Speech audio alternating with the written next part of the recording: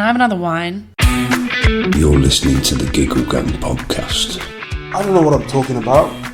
If you want it, just come get it. A Giggle Gang podcast. Just be myself. For fuck's sake. You know, sometimes people pay me to say ridiculous shit, and sometimes I just say it for free.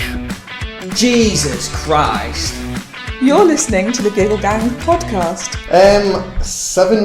nearly 8 years. Really? Yeah, I moved to London on the 11th of November 2011. You remember the day? No, not 11. See, as soon as I said that, I thought that can't be right because that would stand out. It might have been the 14th. It was like early to mid-November 2011. Okay. Before that, I'd lived in America and China for a bit before that, but they were like short-term things. That was like properly moving away from home. What took you to America and China? Did you do like summer camps for like rich kids or? You're not far off actually. America was an internship thing at uni. It wasn't like summer camp teaching kids how to play football or whatever. It was like working for a company that did, I don't know what they did. They made like software or something like that. You don't know what they did, but you travelled to the United States to work for them. Yeah, like so this was, I kind of hate that things like this happen, but this was total serendipity. So the guy interviewing me for the job he was from Glasgow. Okay. He'd been in America for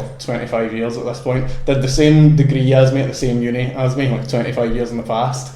So like, as soon as we got into that in the interview, I was like, there's a good chance I'm getting this. I knew fuck all about it. It was like software engineering. Don't have a clue about any of that. So how did you end up in the interview room though? Like, you must have looked at the job. You must have thought, this looks like the type of job a guy from Glasgow is going to be interviewing for. I get quite cerebral, my thought path. So this was like an internship programme. You applied to that and got accepted just to their general pool of people. They then sent you out a list of placements and you chose which one to go for.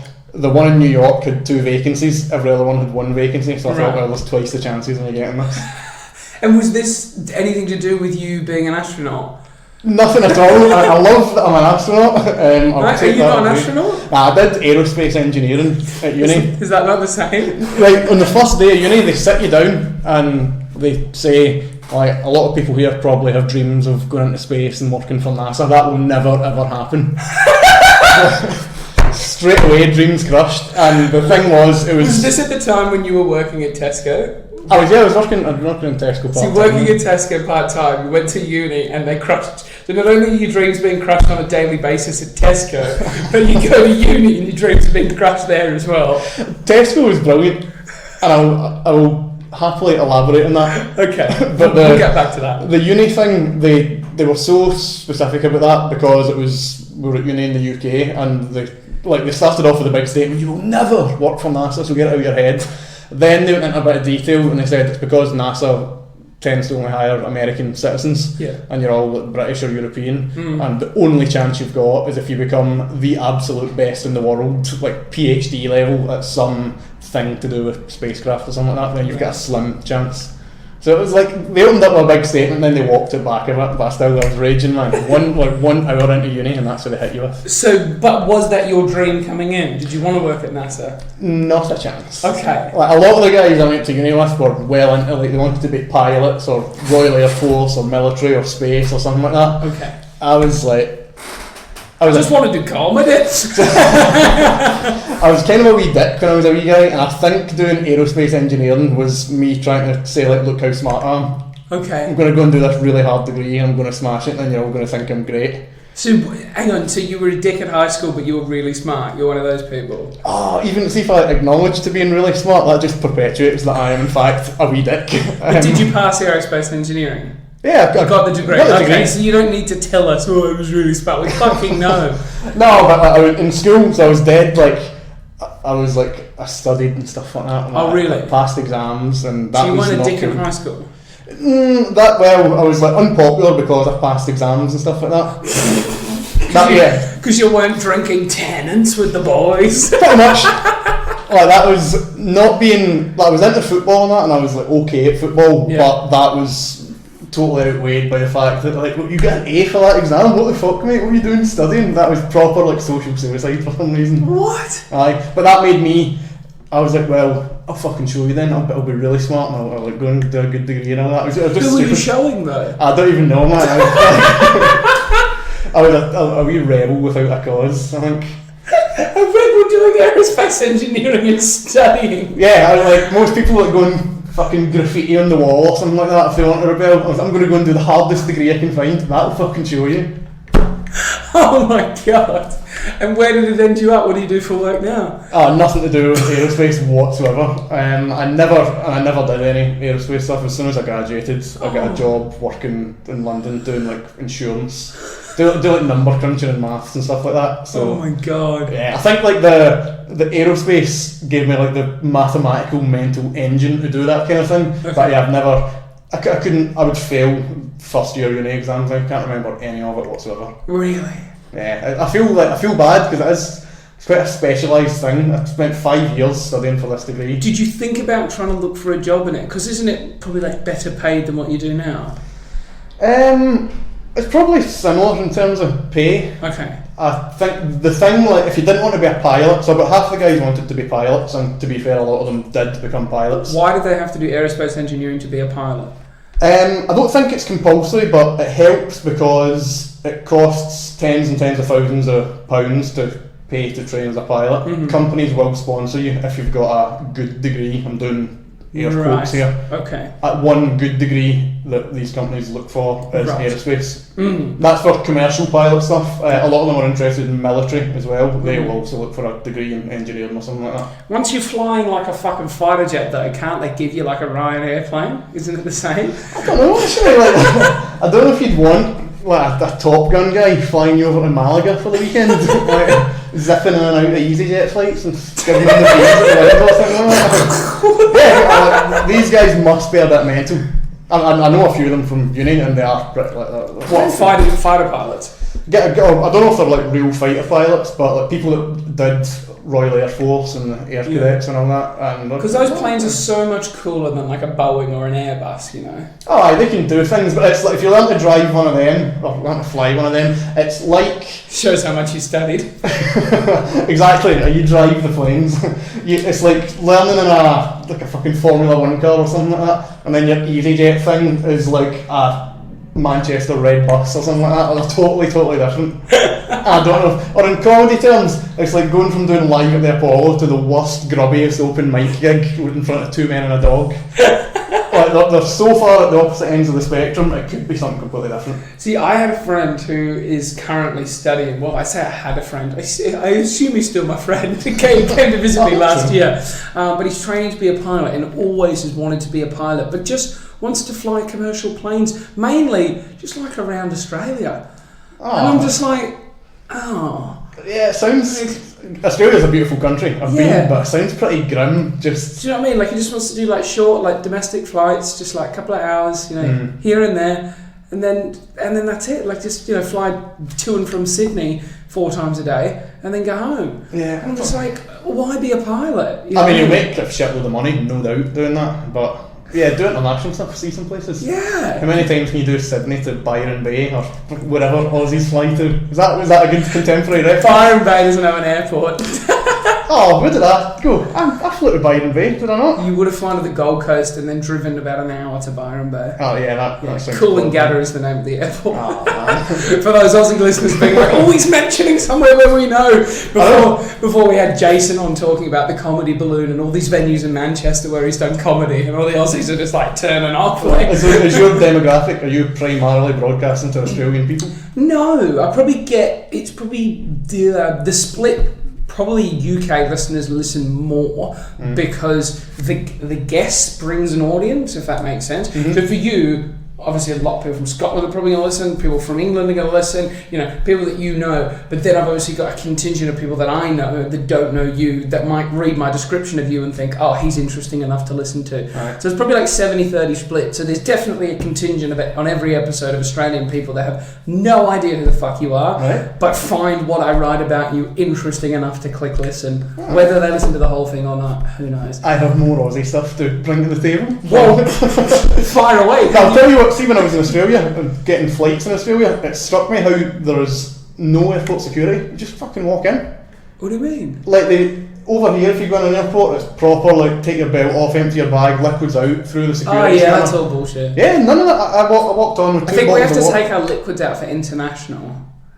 I was flying domestic. I was flying Sydney to not Byron Bay, Yeah. somewhere, and I just had a can of deodorant, aftershave, bottle of water, no questions asked. Yeah. Like, When was this? 2016 or something like that. Quite recently. Yeah, that makes sense. Yeah, but like, so I'm actually The only scared thing you of can't bring is drugs. But even that, they're pretty lenient, like, you know what I mean? I did get the impression they were very loose with, like, no one gave a fuck. Everyone Yeah. smokes weed and all that in Australia. As long as you're not like disturbing the peace is the way that they term it. As long as you don't disturb the peace, you can really get away with anything. Did you see that video I posted? That guy that crashed his car and he just grabbed his dog and just walked away from it. Some guy's like, "What are you doing, mate?" He's like, "Is that your car?" He's like, "No, not my car, mate." As he's like, locking the door and walking away. The car's like in a ditch. That does sound very Aussie, very like chilled out and like I'll that. try and find it here. We'll play it because I feel like you need to see it, and people at home need to get an understanding of where I come from, because I feel like you have a very distorted perspective of exactly what Australia is like. All right, you ready? Let's see. You alright, mate? Fucking hell, mate, what have you done to yourself? You alright? Let's fucking do this. What happened there? Fucking neighbour. Oh, mate, you've done yourself a mischief there. That's not my car. It's not my car. Was there a dog inside, was there? That's your car, mate. Where You guys liking it? It's on the old Harry Holt. Gun's fucking done a mischief, look at that. Oh, mate. Oh, right, he was out with the dog, all the dog paraphernalia, lead dog toys, like biscuits and all that. It's not my car, not my Oh dog. my God, as he walks up, you hear him like locking it. What have you done there, mate? What did he say at the end? He's made a right Harry He's Hill. made a Harry Holt, like he's bolted, you know. Oh, He's made a Harry Holt. I think, was Harry Holt the Australian Prime Minister? I can't remember. well, doing my research before this, Australia has had 6 Prime Ministers in the last 10 years. What's They have. happening? Yeah. Do you guys think Brexit's a mess? I just keep it under my hat because no one knows what's happening in the Australian political system. So I just make fun of the British political system and never really speak about ours. Ours is we constantly keep having what they term as leadership spills, okay? And what it is that we don't vote in, maybe you guys are the same, but you guys don't do it like we do it, right? We vote in a party, not a leader. Do you know how the Americans voted in President Donald Trump, okay? Yeah, it's the same here. Like, whoever wins the most seats, Labour, Tory, or whatever, it's the leader of that party that becomes the PM, but you ain't voting for them. So you vote for the party? Yes, it's the same system. Yeah, okay, so yeah, it's that system, but basically if we voted in the Liberals, okay, then the Liberal Party themselves can say we don't have confidence in the leader, right? And then, so it's nothing to do with the people. The Liberals then have a vote of no confidence. We don't believe in you. Then it's like, who are we going to bring in to step in? And it's usually someone within their own cabinet, either the treasurer or someone very close to the prime minister, that basically just stabs them in the back and leapfrogs them. And it had never happened before, and now it just happens all the time. Yeah, there was a spate of them. Was it Tony Abbott or something like that? He got stabbed in the back. What happened, right, was Kevin Rudd was Kevin 07, right? In 2007, Kevin Rudd got into office, and they nicknamed him Kevin 747 because he got a private jet with his face on it, and he flew around the entire country, right? Just being like, 07, year of Kevin, I'm going to do this, and that, right? Kevin 07, huge campaign, right? Took the Prime Minister from the Liberal Party, okay, which was John Howard, to Kevin Rudd in 2007. Never forget it, greatest day of my life. Kevin Rudd's a fucking legend, okay?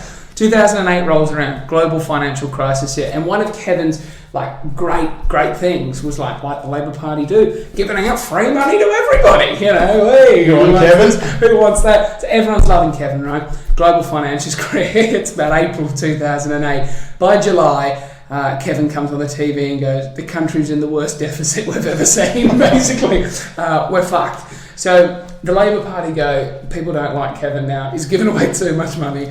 we're going to have to get a new leader. So we have the first female prime minister. A woman comes through the ranks called Julia Gillard, stabs Kevin in the back, okay, and takes the prime minister, thinking that she's going to bring us out of this recession, right? Mm-hmm. She ends up getting us into more debt, okay? People hate her even more. 1, because she's a woman. 2, because she's a redhead. And 3, because she was a horrible prime minister, right? She was the most unlikable person ever. And for British listeners listening, we've heard enough about Brexit. You can have 10 minutes of Aussie politics, all right? I just thought, how does a redhead survive in Australia? That sounds like a fucking death trap. She just stayed inside her fucking house doing nothing, all right? She was horrible, all right? So anyway, it gets to the election, okay? It gets to the election, and Julia Gillard's there up against Tony Abbott, okay? Mm-hmm. And Tony Abbott ends up beating Julia, right? And then Julia loses the election and then goes, Kevin, do you want to come back and be the leader of the Labour Party?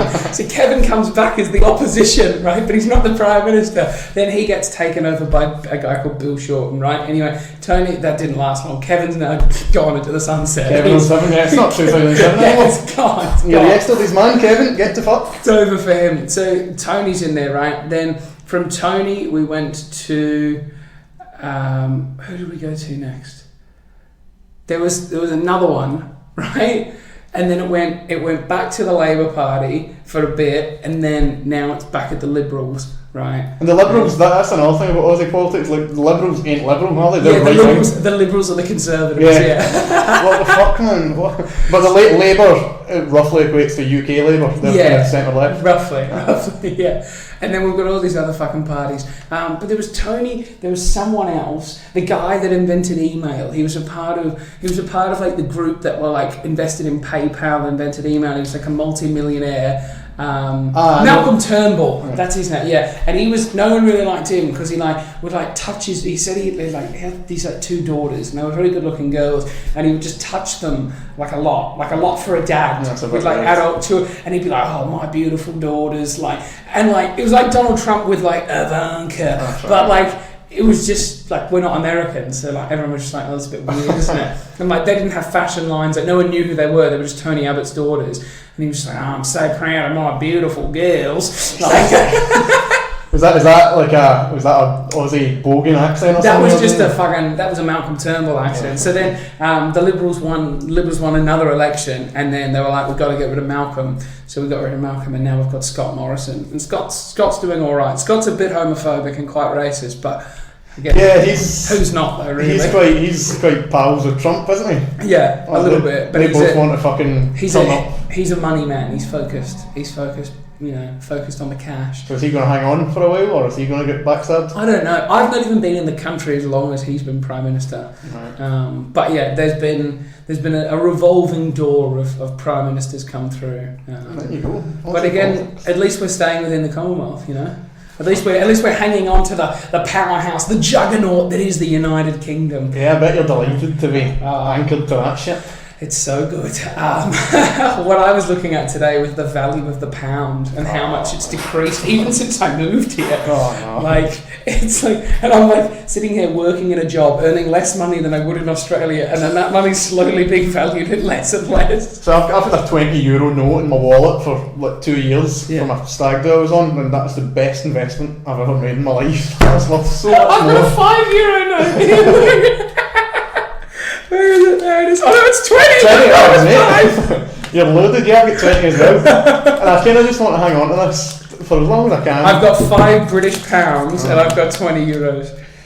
Basically the same, aren't they? Yeah, no, probably once upon a time they wouldn't have been that far from it. No, I like that. I read that kind of stuff a lot. I know that a £5 was never worth €20. Not that stupid.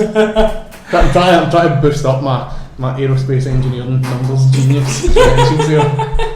Haven't shat all over. I'm sure I've already made all my stuff that I said about planes probably totally factually wrong. Someone's probably going to correct me on all that stuff. It's been a long time since I did this.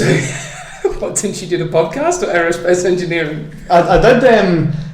I spoke at length about this on a podcast. It wasn't even a podcast, it was just a chat that was recorded thing once, and I was talking a lot of shite, man. But most people don't know enough about it to correct you, so they'll say, oh yeah, very good. Yeah, like me. I'm just going to be like, yep, okay. If you've literally done a day's worth of study You've done more than I have. I'm ahead of you, Right. But so the Aussie airports, I'm go. scared of flying. Right, I don't like it.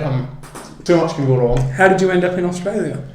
Flew there. It was a very uncomfortable 23-hour trip. 23, that's quite good. Yeah, I went to Qatar and then Qatar to Sydney. Yeah, that's alright. But so I don't like flying, but I won't not get in a plane. I'm just like shiting myself the whole time.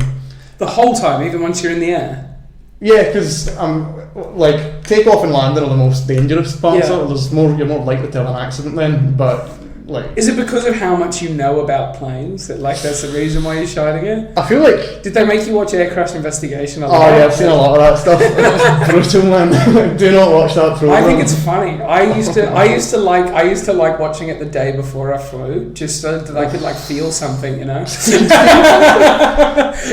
I don't really feel fear very often. Like I was thinking. I went for a skydive, okay, and like the day before the skydive, I was like, I looked at my calendar, I was like, oh, I've got a skydive tomorrow. Like I'd completely forgotten about it, okay. And then like the girl I was going with rang me and she was like, oh my god, I'm freaking out. Like I don't know if we should do this. And I was like, well, I've paid for it, so I'm gonna go and do it, right? And so we got there and she's like fucking hyperventilating. I had to drive like that, and I was like, why are you putting yourself through this? Like, and I just felt. And she was like, aren't you scared? I was like, I feel nothing. Whoa. I feel absolutely nothing.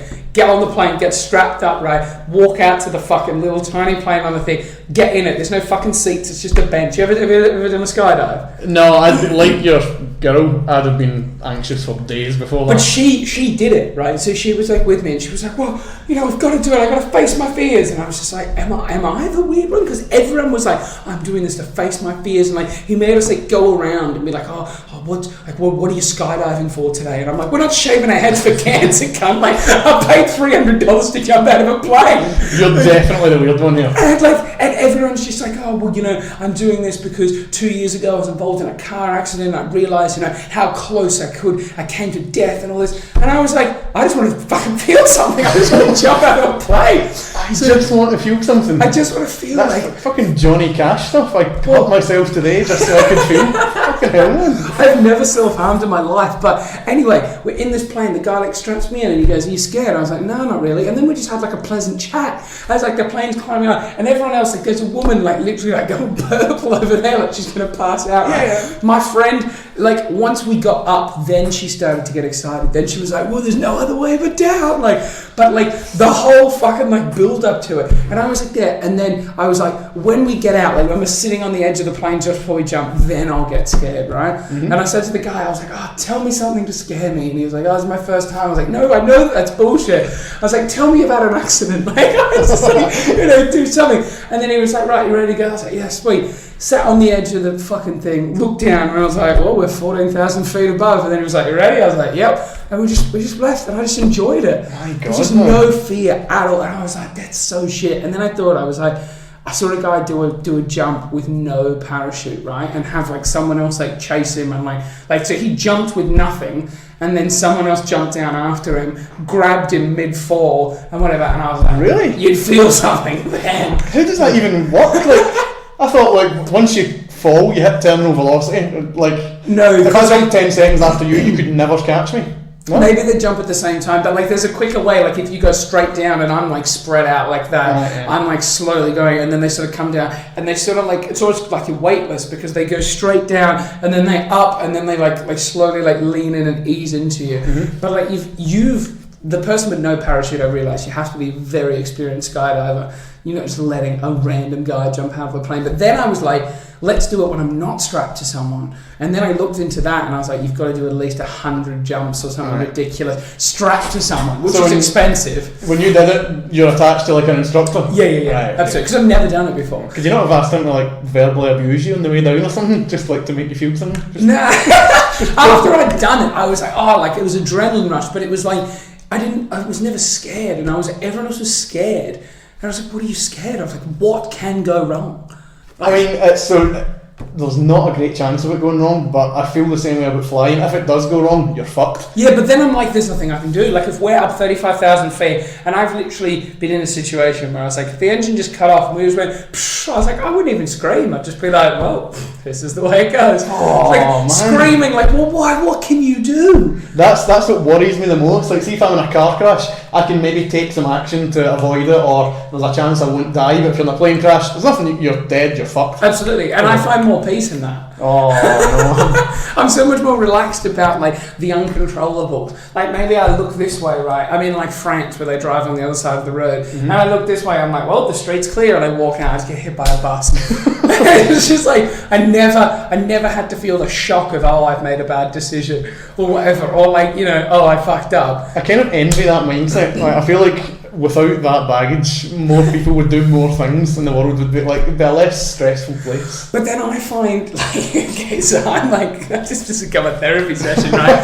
I go to like my fucking very nice, comfortable job that pays relatively well, that I'm very, very good at, and I sit at a desk and I just think, this is way too like boring. Like I should quit my job. I should go and live on the streets and like become like a videographer. I should go to like Cuba and just like, and I just have all these like weird ideas because I just want some excitement.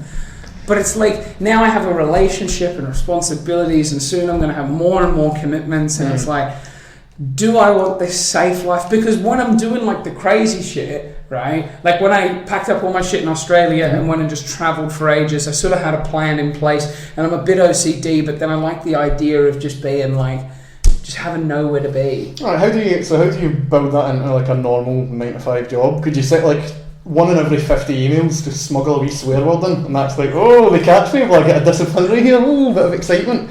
Or like, find someone. That's not enough. Go into the fridge in the kitchen and like put loads of salt in someone's pre-packed lunch, and then go, oh, they're going to figure out it was me, maybe I'll get into trouble. That's funny. Just like low-level troublemaker stuff, but it could cost you your job and your career. That would be fun, but mind you, with the job now, so the situation I'm in is without that job, there's no visa for me. So I have to actually fly back to Australia, reapply for the visa with the sponsorship that my job's going to give me, have a 5-day turnaround, and then fly back again. So it's a lot of fucking effort to get to just stay in this country. So I'm like, if I fuck that job up, then I can't stay here. Then it's like my relationship plays a big part in this. When I was single, it was so much more fun because like I could just do anything. I could be anywhere and no one cared because I was just living for me. And now I've got someone else, and I've never met someone else who I've wanted to like tell them where I am or what I'm doing. You know what I mean? And now I have, and then I'm like, oh, do I want it? I don't know. Oh, that's very beautiful, man. It's scary. It's scary shit. The worst thing about flying, by the way, it's not that the plane crashing's bad, but I'm worried, and I think a lot about like how would I respond in if some other emergency occurs. So I never drink on planes, because if the pilot and co-pilot both concurrently have heart attacks, I'm the one that's going to fucking bring the big world home. I'm going to step in and save the day. Do you know how to fly a plane? Not at all. No idea. What? But I need to have all my faculties about me, so I'll never drink, I'll never take sleeping tablets. I get fucked up. Do you want to hear a story about how fucked up I got on an Etihad flight, right? I was there. Okay. Now, I'm going to tell 2 separate stories, okay? Both very similar. First one was when I was coming over to England. We had an Etihad flight from Brisbane to Thailand, right, to Bangkok or wherever the fuck, right? And it didn't do the route through Abu Dhabi because I think that was where it was going after. It was just direct flight there. Got on. There was nobody on this plane, like literally nobody. You know how like an Etihad flight, it's like sections, right? In our section, I think there might have been one other woman, and just me and my mate, and all these seats, and all these two, just nothing. And then the steward comes down, and I was like, well, looks like it's just us on the plane. She's like, oh, there's some people at the front. I was like, don't care about them. Here's the rules, okay? Every 10 minutes, you're going to bring me a red wine and a whiskey, okay? All right? Until, I said to her, I won't be able to tell myself, but until you think it's not safe for me to keep drinking, I said, then I want you to extend them out to half an hour and just bring one each time. So red wine, whiskey, red wine, whiskey. And she was like, okay. And she was like a nice little Australian girl, right? I dropped the name of someone else who I knew that worked at Etihad, and apparently it was like her best friend or whatever. I spoke to my friend, she didn't know this girl at all. But she was like, oh my god, Amy's my best friend. I was like, awesome. That cabin crew must have fucking loved you, man. I know. So I'm just there, like, making everyone laugh, having a great time, just getting fucked up, right? To the point where obviously the "you have to stop now, sir" came relatively quickly, maybe like 40 minutes in, and probably had about 7 or 8 drinks, and they were like, okay, like, we need to stop now. And I was like, what? I was like, and she was like, you told me this would happen. And at this point, like, when I left Australia, I used to just love drinking a lot. Since I've come here, I've really toned down because I've seen what it does to people's lives, you know. Good. And I'm just like looking around, I'm just like, oh, all these British people are so sad. What's the common denominator? It's a horrible place and they all drink. Quite a revelation. I thought Aussies were all like mad hard drinkers. That's good, man. Well done. Oh, it's horrible shit. But anyway, so I start having an argument with her, right? Then it turns like a bit sour, and then she just goes, "Look, I'm not serving you any drink for the rest of the flight." And then she like refused to come into the cabin. So like she had someone else bring our dinner to us and everything, and it was just like it just turned real sour, right? Mm-hmm. Bad flight experience. Okay, I ended up passing out, going to sleep, got off the plane, never saw her again. Oh. You know. And I'm like, I told my friend, I was like, oh, I dropped your name to this girl, and she said she was your best friend, and then I had an argument with her about drink, and like whatever, and she was like, I don't even know her, and I was like, cool, everyone's a liar then, it's fine. The passing out thing worries me, so like I would never take a sleeping tablet, apart from the fact I want to be alert. I'd be worried that I would take that, pass out, and just like piss myself, but not be aware of it, just like have a stream of piss coming out of my jeans as I'm like KO'd in this airline seat with no one to do anything about it. Well, the second story. Oh yeah. Oh yeah. Me and Hazel are on the flight coming back from Australia, right? Mm-hmm. And obviously, we flew on the Sunday evening. On the Saturday evening, I had a huge like leaving party again. All my friends got fucked up, right? Fucked up. Anyway, Sunday comes, get on the flight, feeling a bit worse for wear. We get on the flight in the evening time, right? So I'm like sort of drinking, and I really struggle to sleep on planes. Mm-hmm. So I'm like drinking, and I'm like, I'll just drink myself to sleep, right? And the woman keeps bringing me drinks. We're ordering fucking double vodka and orange juices. We're ordering whiskey and cokes. We're ordering everything. I'm in red wines. I'm going crazy. I'm mixing drinks like it's going out of fashion. And Hazel falls asleep, right? And we've got 3 seats in total, right? So she had like the middle seat, she's like lying on me. I'm like reclining back, I'm trying to get to sleep. Jammy bastard for like empty plane seats, man. Yeah, no, it's good shit, man. I just always seem to get lucky. Yeah, or it's because I'm just so unpleasant. Like I've had people next to me and then they move somewhere else. Oh, man. I'm just like, okay, bye. I always find myself in the middle of like a rugby player on one side and somebody with substandard personal hygiene on the other side.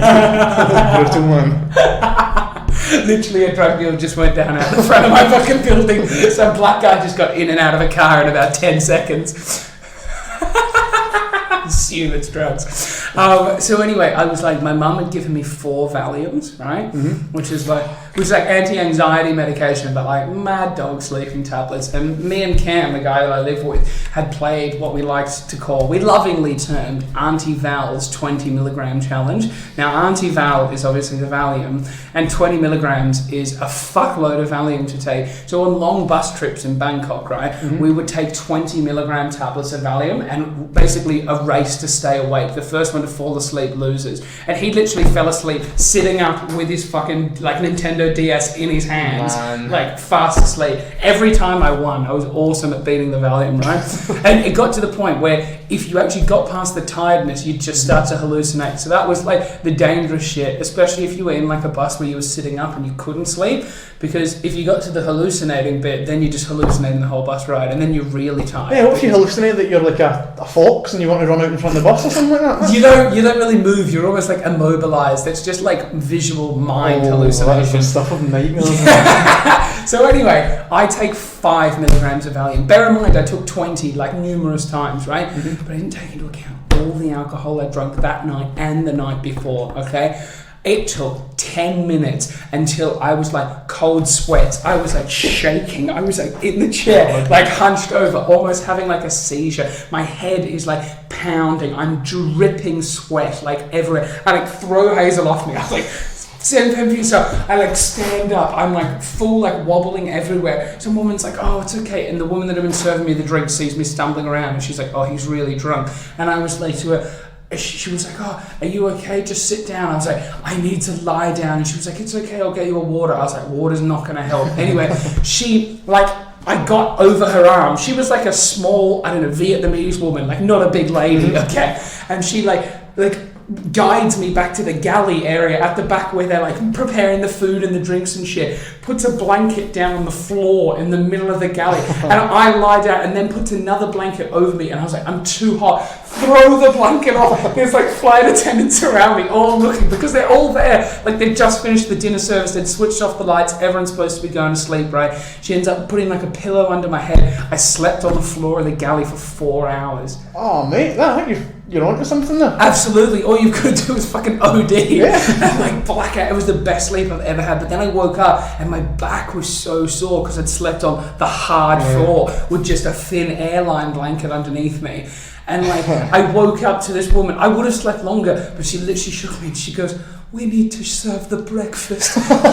You have to go. And I was like, I literally looked up and I was like, what? What's going on And she here? was like, we have to serve the breakfast. I was like, serve the breakfast to who? And I was like, I'm on a plane. I was like, oh my God. Went back, Hazel's still asleep. Didn't even realise I was gone. No recognition, my God, man. So I like slink back into my seat. And I'm just like, oh my God. And I went back to sleep pretty quickly after that. Then I started to get really cold. And then I fucking woke up to this woman offering me the breakfast not 30 minutes later. And I was like, I'll take it, but I don't know if breakfast that you woke me up for. Yeah. I was like, I have to take it, but like, am I going to eat it? Yeah, that's on, like that gives me the shivers. Whenever I'm on a plane, if I don't sleep much either, if I do fall asleep, I always have a nightmare that I'm in a plane crash, and then like the worst thing that can happen after a plane crash nightmare is that you wake up and you're on a fucking plane. And the other thing is I worry about like hijackers and terrorists, but I've got a plan. I know what I will do in that situation. So the hijacker will storm the cockpit with like an improvised knife or something like that. Okay. And I'll get him a rear naked choke, just choke him right the fuck out. What's your rear naked choke technique? Can I see it? I'd arm across the throat like that. I'd grab his shirt or his jacket or whatever he's wearing, as tight as I can, pull him back, hopefully he'll fall back. I'll then get my hooks in, wrap my legs around him and choke him right the fuck out. So you know the technique, you gotta have the head in here and then you go like that, lock that in there and then grab your shoulder and their head's in there. It's much easier. Alright. You've just described. I'll show it to you after. It's Cheers, man. I'm going for the WWE sleeper. Right, we'll get the cabin crew to do the 1, 2, 3, drop his arms. This is like guaranteed sleep in 12 seconds or less. Right. Give me a wee tutorial on this. I can add this into my like emergency plan for if I'm ever on a hijacked aircraft. Yeah. If there's two, I'll allow them both to storm or get to the cockpit door. Mm-hmm. Push one into the other. They'll hopefully clash heads and maybe even like the Three Stooges. Yeah. Hopefully they'll bump heads. The foremost head will then hit the cockpit door, which is solid. That will hopefully knock him out. I'll then rear naked choke the second. So the rear naked choke's pretty important to get right. I'm so flabbergasted by your lack of technique. That is an integral part of my plan. In both scenarios, the rear naked choke is the finishing move. Yeah. And in both scenarios, you've got no idea how to do it. Yeah, so I did one MMA, one Brazilian Jiu-Jitsu lesson like 4 years ago, and I think I'm fucking Silva or whatever he's called now. Silva, is he like a top MMA guy? Silva, Anderson Silva. Yeah, he's a good fighter, right? He's a kickboxer. The guy Gracie that owns all the gyms. Okay, so there's not one guy called Gracie. The Gracie family, right, is like, and they yes, there are a lot of Gracie Jiu-Jitsu schools. Totally showing myself up here. Yeah. If you want to talk about grappling, we can talk about grappling. Having said that, I still think I'm in the top 1% of airline passengers to deal with such a situation because I've at least thought about it. Okay. Like everyone else, either they're like you and they're just fucked off their tits. See, if the plane's going down, I would have preferred to have been off my head. Like, because I don't think there's anything you can do. I think if someone wants to hijack a plane, I think they're going to do it. Do you ever think about like the secret person on the plane, the air marshal, or do you think that they're real, or they're just there to like sort of deter crime? Because everyone sort of has this thought that there's a mysterious passenger that's there in case it all kicks off. Like a guy with a gun. I think that's like an American myth thing. I don't know. There might be like 1 in every 200 flights. Just to keep people like sane after 9/11. Yeah, I've heard that. I don't know if it's true or not. I don't. Sometimes I look on people's like belts and like they think I'm looking at their dicks as I like walk down the thing, but I just try to see if I can see like a gun. But then I'm like, if I can see the gun, then they're not doing a very good job of being like the air marshal. So I've never looked at someone and thought maybe you're the air marshal, but then maybe they're all doing a really good job, and that's why I'm not noticing. But then I feel like they have to be wearing like a coat or like a something over it, like a jacket. I always assume it's a man as well. I don't think you'd have many female air marshals. You know, there's a lot of space for women in law enforcement. Air marshals not one of them. Look at you trying to cover your tracks there. No, but like I was listening to a podcast the other day and they were talking about female police officers being on patrol by themselves. Yeah, that seems like and it was you're like exposing people because like men. There's 50% of the population that can fuck you up. Yeah, no, that's like relatively easily. You're quite right. The average guy who's 7 inches taller and 40 kilos heavier than a woman, so that's not a fair fight. And I'm not saying women shouldn't be on patrol or in the police force. Just pair them up with a bloke, or even sometimes they have 2 women on patrol. At least there's 2 of them. Do you know what I mean? But a woman on her own, I don't think you get it much in the UK, but definitely. You know, yeah, you wouldn't want that. You wouldn't want a situation where like physicality could happen. Having said that, the one Brazilian jiu-jitsu lesson I did, I got to like roll with the instructor. Okay. He was maybe like 5'3" or something like that. I was pretty much a foot taller than him, probably twice as heavy. And I was like, I get that you're the instructor and that I've never done this before, but I think I'm so big that I'm gonna win here. And he choked me the fuck out straight away, 10 seconds. I don't even know what he did. He choked me out. I didn't even have the wherewithal to tap, so I was just like, I was like, oh mate, you're supposed to tap. So maybe like size doesn't always. So I did submission grappling for about 2 years, and I used to be massive, like really fat, and I thought that because I was fat, because of my size, I would just be able to just wiggle out of everything. And same again, my instructor was a very small guy called Ross, and Ross just had his way with me on the regular and would just like tire me out because I was so fat, right? He wouldn't like just jump straight for a submission. He would just play with me. He would just keep me guessing, just keep the pressure on, and I would throw him off and he'd just be straight back on me.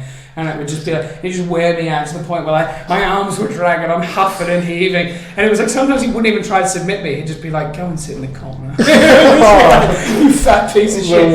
But it was like, for him, he knew I was such an invalid, right? That if he just choked me, like I wouldn't get the workout. And he saw how fat I was and what a mess I was. And he was like, I just need to tire him out and just like keep this fun for him. So he keeps coming back and gives me fucking $15 a week or whatever. So like for ages, I never even got like choked out or attacked. Then I started to like roll with like real people, and I thought I was awesome because like Ross had never tapped me. And then I soon found out that it was a sad day when you're just getting ragdolled. But the fun feeling is when you can start doing that to other people. New people come in and you're like, haha, I can get them. And then you start feeling like this godlike feeling, and then you just get into it, and then you're just hooked.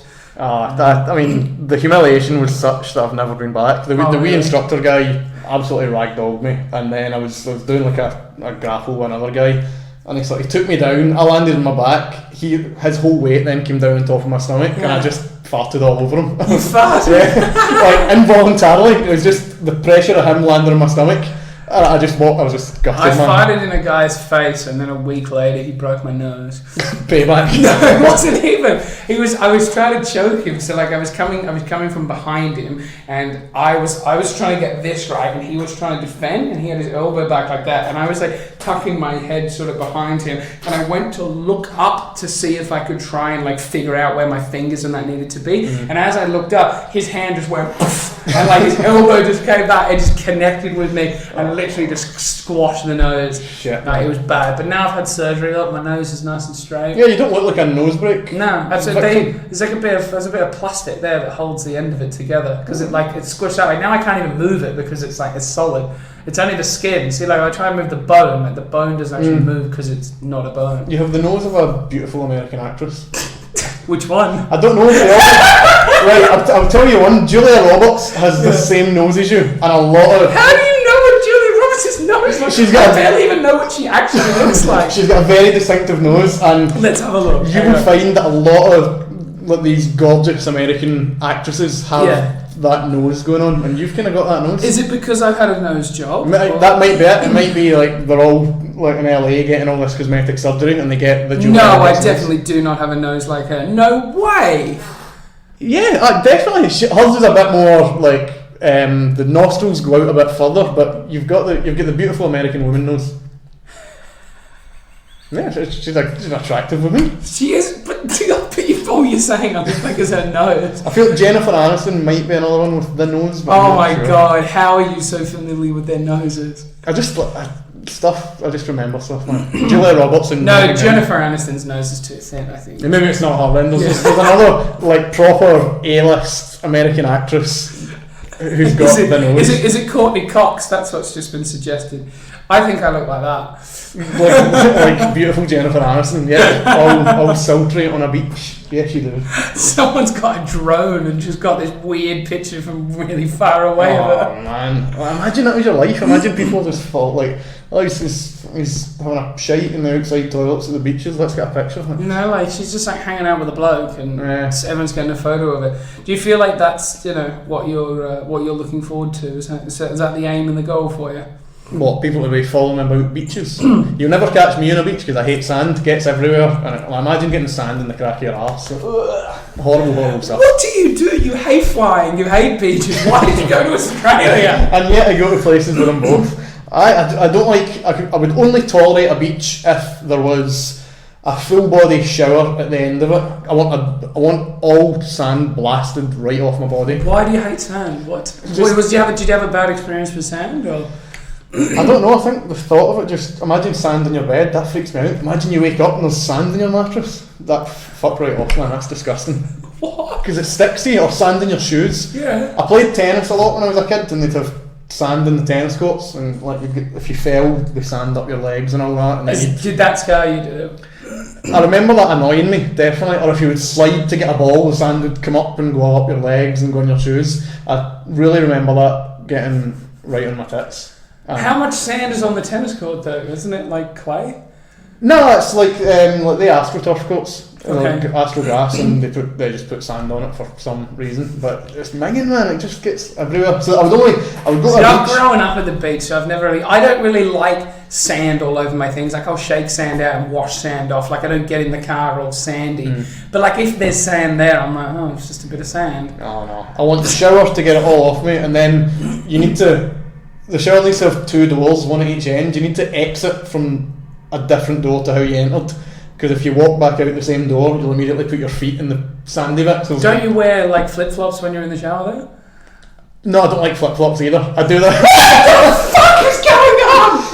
What is wrong with this? Oh, the thongs, flip-flops. They don't hold onto my feet properly. I have to, I find myself arching my toes in a really odd way, and I get cramp. My feet are so relaxed in these, like... Oh. Do you want me to put them on and show you? Yeah, I mean, you're not going to change my mind on this. I'm set in my ways. Like that is just so relaxing. Do you not find yourself bending your toes to climb onto it? No. I've got very long yet thin feet, so I think maybe that's something to do with it. I need to arch them a bit. So you don't like flip-flops, you don't like beaches, you don't like planes, you don't like using your degree for good. A lot of things I don't like that. What do you... Have you got anything else you don't like? Do you like potatoes? Fruit and vegetables, I don't eat any fruit and Oh vegetables. my god! What? Ever. What? What do you eat? Breakfast, Special K with milk, cereal. Okay. Or like maybe poached eggs if I'm feeling indulgent. Poached eggs and toast. Okay. Lunch. Has this been like the same breakfast? You strike me as the type of guy that has the same breakfast every day since he was like 6 years old. Absolutely 100% correct. Every day, so I can't remember what I did like at uni and things like that, but every day since I started working in an office, I buy a big massive packet of Special K. It sits on my desk. I have a bowl of Special K first thing every morning.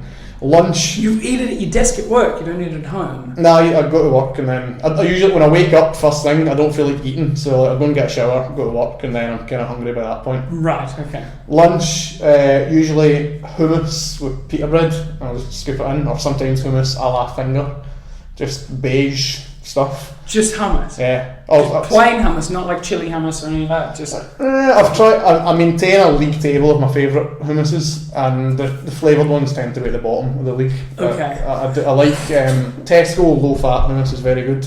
There's one from the organic shop in London that I'll never get again. Most of there's chili ones, there's Moroccan ones, there's what's the garlic. There's a garlic one. There's a sweet chili one and a red pepper one. Nah. No thank you, just give me the plain hummus every day. With pita bread? Yeah, and I'll microwave the pita bread to make it a bit soft and mushy and scoop it in. So it's just basically just eating the colour grey? Yeah, that's my grey and beige are they're my main food groups. Okay, and then what's for dinner? Chicken and wholemeal rice, or turkey burgers, or gyoza, frozen gyoza, but like the chicken one, not the vegetable one. You know what gyoza is? It's like they wee... Yeah, like little pastries, like little Chinese pastries. Yeah, dumpling things with like either veggies in it or chicken or something like that. And you really only have you don't really have any variations on the food? Nah, sometimes I'm definitely trying with the vegetables, so I'll buy these like...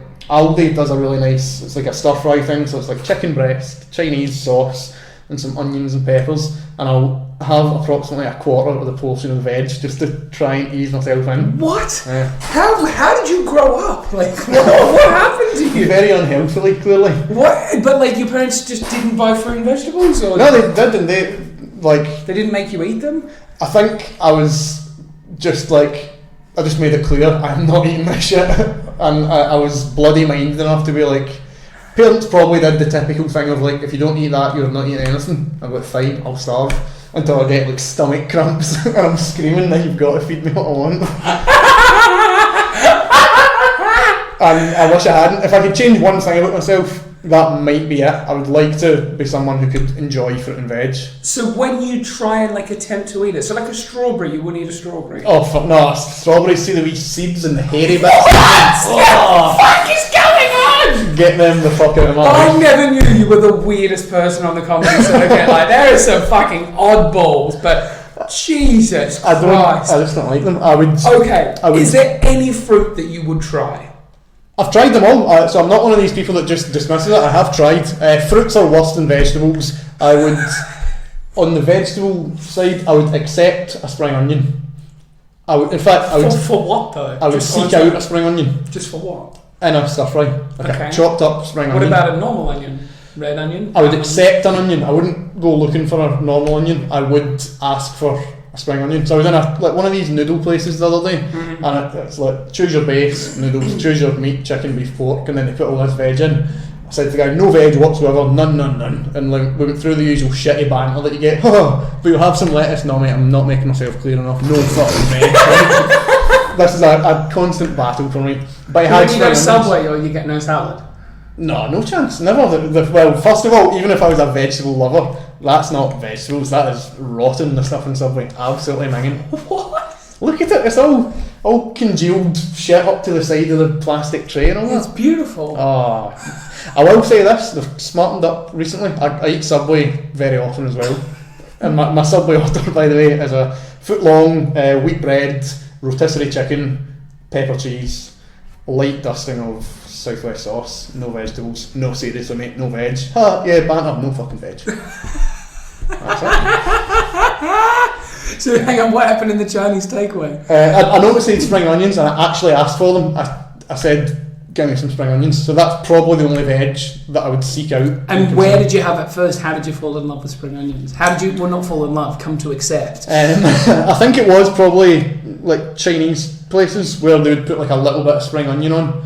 I thought that's actually alright. Walker's spring onion crisps are quite tasty as well.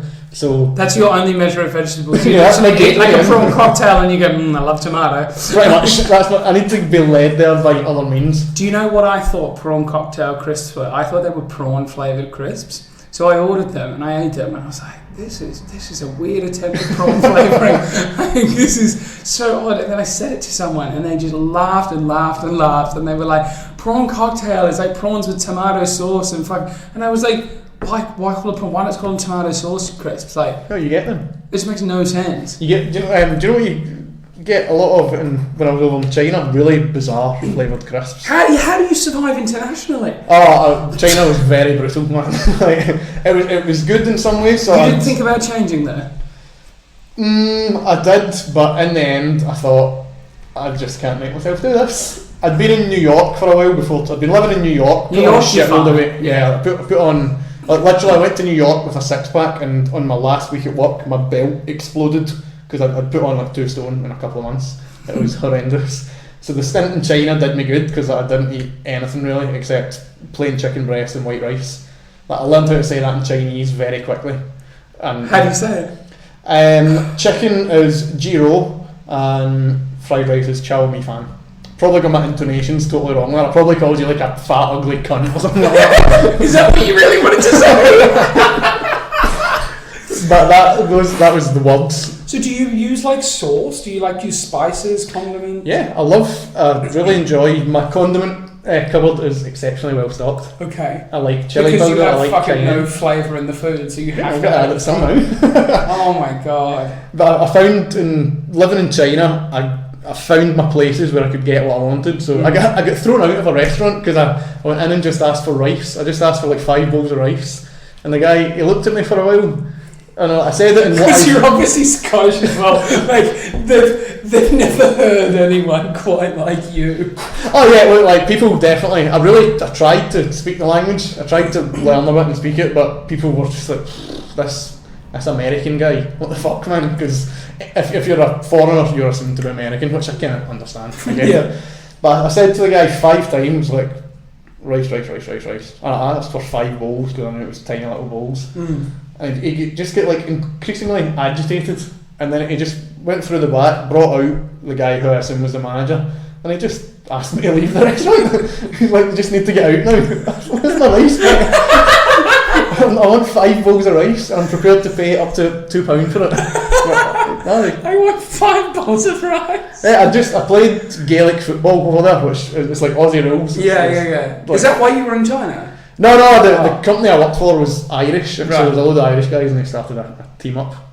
So I just played Gaelic football, which is quite a workout. So what do I need now? 5 bowls of white rice. I went to my wee local restaurant, but I was having none of it. But did they not remember you?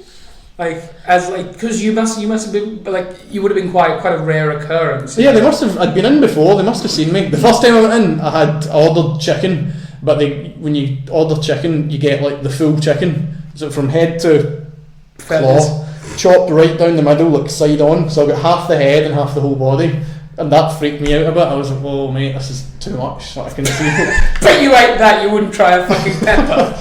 I ate only. You need a chicken's head, but not a fucking bit of lettuce. No, I ate the breast and like the kind of leg area. Left You the didn't eat head the where I head? want. Oh fuck, man! You can see its brain because it was sliced like sideways You down. didn't try its brain? No, I it's- would definitely try its brain. Oh, it's minging, man. Why not? Not only did I not eat the head, I didn't eat anything that had touched the head or that had touched any bone. I don't know physiology of chickens exactly, but I was like roughly. You came pretty fucking close. If this is connected to the head, I'm not going anywhere near. How do you think they cut it in half? Did it look like it was cut with a knife or like a machine? Was it like a clean cut? It was a very clean cut, so I reckon it must have been machine. Yeah. It was. You got exactly half the head. Yeah. Like the eye, the wee beak. Oh, it was horrible, man. Gives KFC half chicken, a whole new meaning. Oh. Did you eat Red Rooster when you were in Australia? No, what's that?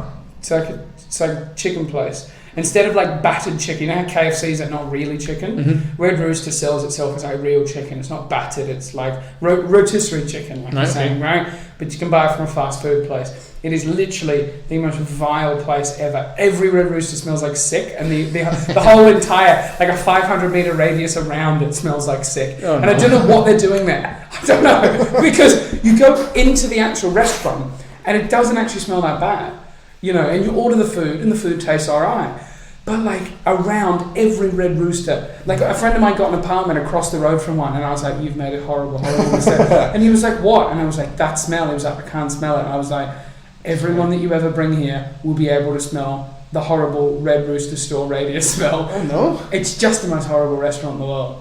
Like, and if they want to sponsor the show, the answer's no. I don't even have a sponsor, so like at this point I shouldn't be rejecting anyone, but I'm quite confident they don't want to sponsor. Get like a joint venture with Red Rooster and Febreze or like some air freshener company. Febreze? Yes. You know what Febreze is? Isn't that the stain remover?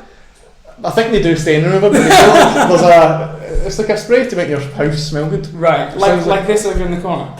Yeah, exactly. Yeah. It's what you... Except Febreze is quite... I think it started from the niche of like if you went out in a pub where everyone was smoking when that was still legal, this was what you'd spray on your jacket afterwards to make it not smell of smoke, I believe. Right, okay. And then they've just expanded. They've taken the fucking air freshening world by storm and it's everywhere now. It's what you do. See, if you want to pretend you've made the effort to like, tidy up, we scoosh the Febreze around and then it kind of smells like... It smells like you've tidied up, there's still shit everywhere. But like, maybe you've tidied up. To be honest with you, I might take that one back to my house. There's no cameras in here, are there? No? Okay. Well, I've just admitted to a crime. Yeah, there you go. Broadcast live. Is this live or is it recorded? No, this is recorded. This won't come out for weeks. We've done over an hour.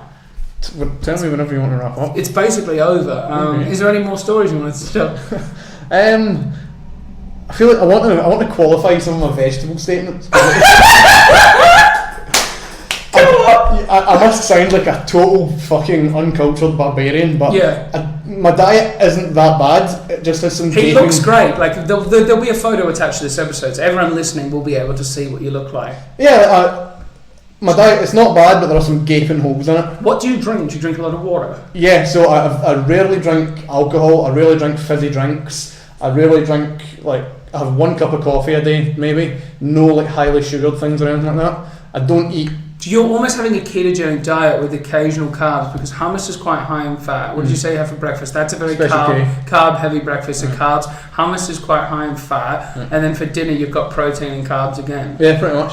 I think that's through no research. I've just stumbled upon something that might kind of work. Do you season the chicken in the evening? Yeah, I'll put loads of chili or peppers or garlic. Oh, I love spices, proper love spices, but not the green spices. See these mixed herbs? Get the fuck out of my life. What? Look at their vegetables. It's just covert vegetables. Fuck off. Don't like it. It's just covert vegetables. Yeah, but not even good covert vegetables. That's going to be the name of the podcast. Covert vegetables. So the one time I will eat veg is if it's properly covert. For example, like a steak and ale pie with wee tiny chopped up bits of mushroom in it. I'll eat that because I won't even know I'm eating it. It's all just gravy and you don't even know. That's how I get my vegetables. Right. I'll do that. Steak and ale pies. One time a month I'll maybe have something like that. Oh my god. Or with carrots in it or like turnip or whatever. There's never a turnip, I guarantee you. I don't know what to put in these things. So have you tried beetroot? Yes, I went through a phase when I was a wee guy of really liking beetroot. Like I would buy a jar and just munch it. And I believe I made myself sick or something once and I've not ate it since then. Just really? Like too much. Yeah. Is there something that we could do possibly to get you to try and eat some vegetables? Like get you to try some vegetables you haven't tried? Like what's your worst nightmare vegetable? Is it tomatoes? Tomatoes? Bad, yeah. I don't like tomatoes either, but I would eat it. I would eat it with you. Do you know what it is? There's so many different textures going on. So the outside's that kind of smooth velvety. Yeah. The further in, the mushier it gets until it's almost pure liquid in the middle, and there's those fucking seeds as well. Yeah. Don't eat anything with seeds in the middle of it. What's that all about? Why is there seeds in the middle? Get them out. So if me and you were to both eat like half a tomato, would you do it? Would you do it for online content? I mean, it would be very uncomfortable. I would consider it. I made someone pay me a £5 to eat a grape before. A single grape. And they gave you the money? Yeah, they did. Oh my God. Financially, you could incentivise me, but like, if the I going, don't have that much money to make you eat a fucking tomato. yeah, if it's a fiver for a grate, we're talking 20 quid minimum for a tomato. What the fuck? You're the dumbest guy I've ever met. Oh my god, go to Subway, get salad and grow up. I went through a phase, I'd go to Subway, I've tried all the Subway vegetables with like loads of chilli sauce and all that to cover up, didn't like them. I could handle the sweet corn, that was like just okay. I would never seek it out, but if it was served up to me, I would eat it. This is the other thing, like see if I go to dinner or something, someone cooks me dinner or I'm in a restaurant and so I don't get the choice, and if the thing comes with veg, I'll like eat a bit of it. I'll eat a wee parsnip or a carrot or something like that. Like, I'm not just gonna flatly refuse it. I'm just gonna. Has anyone ever like been like really upset with you that you don't eat vegetables? No, because my friends know. But I get embarrassed now if they invite me for dinner. They're like, "Oh, we'll make something different for you." I'm like, "No, just like you're a vegetarian, but you're not. You're even more annoying because you just want like the nice stuff. Yeah, I'm a reverse vegetarian. Like People eat vegetables because like they feel like they have to. You're just the guy that drew the line in the sand and just said no. Yeah, I'm not Maybe you're going to revolutionise the world. I would love to own a restaurant, right, where like all that shit was not standard. So you know if you get a burger, you get like lettuce, tomato, mustard, pickle. That is the wrong way around. A burger should be meat and bread, and you should have to like bespoke everything else. That's going to be my restaurant chain if I ever own a restaurant. I think that already exists. Where? Oh, it exists in Australia. Have you heard of Grilled? No. Oh, right. At Grilled, you can start with that. There's like ones you can build, but then there's just burger and nothing else, and you just add on what you want, and every time you add something on, it's like 30 cents or whatever. Oh, hello. So Grilled, if I don't know how big your listenership is, but see if this makes its way to like the executives of Grilled. Let's do a joint venture in the UK, right? I'll be your franchise guy. I want to be the front man. Do you want to know the key to Grilled's success? What? Underpaying their staff. Oh, it's been very heavily publicised that people at Grilled get paid like less than child slaves, like it's like something ridiculous. So there's a high price to pay for my bespoke vegetable. We've completely run over time, but I needed to ask. You mentioned that you wanted to elaborate on how much you love Tesco, and I feel like that was the only reason I really brought you here. We've just found out what a fucking weirdo you were. Did you work with vegetables in Tesco? I did, and I harboured no ill will to the vegetables, right?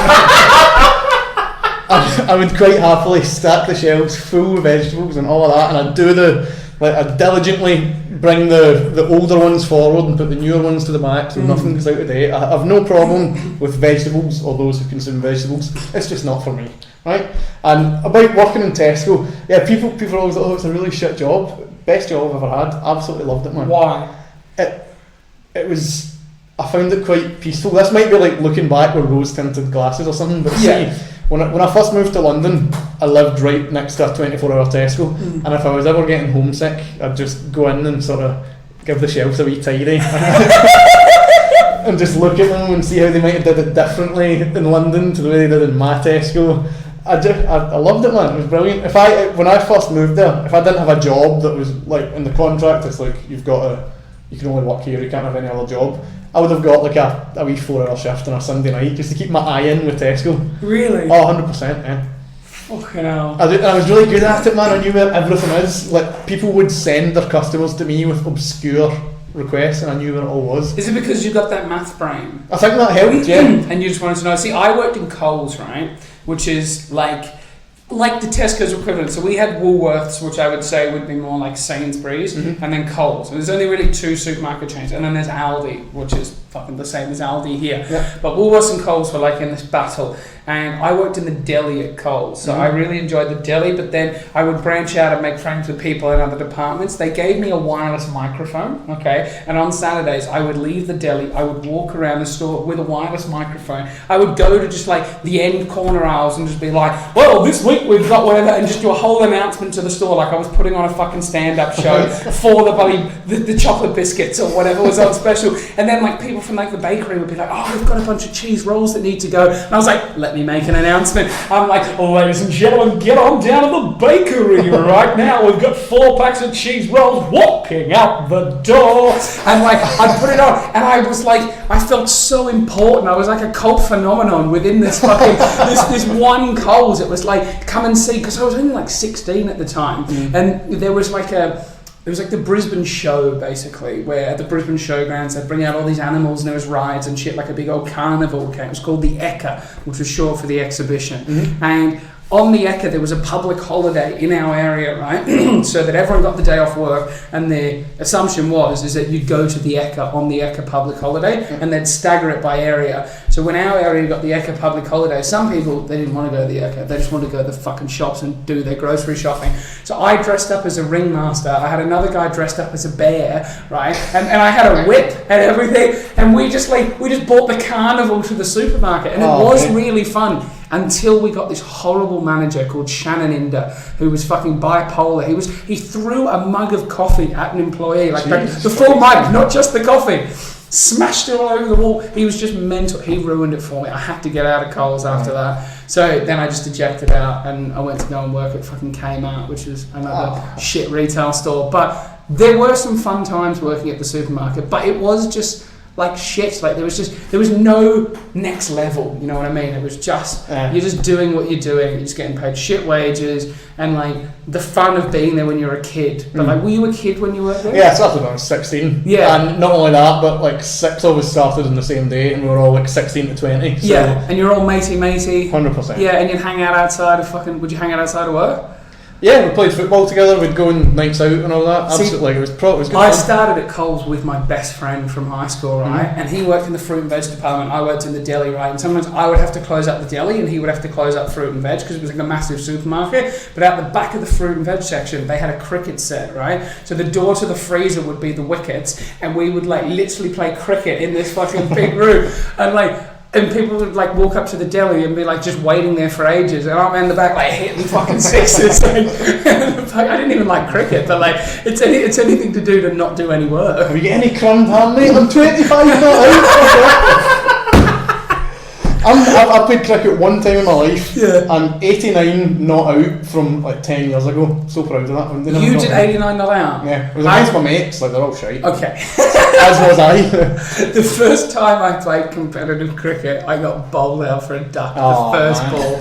Literally, I'd practiced playing cricket and I was quite good at it until I faced a proper bowler who like really knew how to put it fast and straight, and just literally just like the wickets like exploded. Oh my god, that was happened to me. So like, I was just playing with my mates, no one had played before. I sometimes made contact with the ball, so therefore I got 89, but like a real cricketer would eviscerate me, no doubt.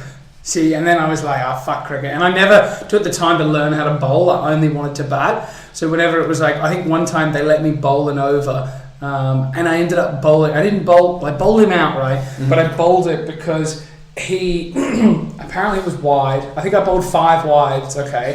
And then I bowled another one and he thought it was wide or something, and he went to like nick it with his bat and the wicketkeeper caught it, but apparently it was judged that it was not wide, so he got out because he touched it and the wicketkeeper caught it. And like I celebrated like I just bowled through the wickets. Like it was like I bowled 5 wides to get him out. Oh dear. Did you do the mad thing where like when they think they've got someone, you go, hey! How's that? Yeah, absolutely. Right, we've run well over time. Okay. But we're going to go do Giggle Gang comedy now. Any final words? Just if anyone knows how to get me into vegetables, hit me up, man. Have you tried hypnosis? No. Do you want to get on? Oh, 100%. Really? I think I'm a ticking time bomb. Like whilst I'm in decent shape and all that now, I'm worried that I'm doing some long-standing damage to my Maybe you could be organs. the test case for like my kids and be like, I don't want to eat vegetables. I'm like, oh, Chris Jones did it. Look what happens. Look at Uncle Chris. Who's Uncle Chris? Some guy from Glasgow. Yeah, if anyone knows how to get me into vegetables, tweet me or something like that. I'll give it a go.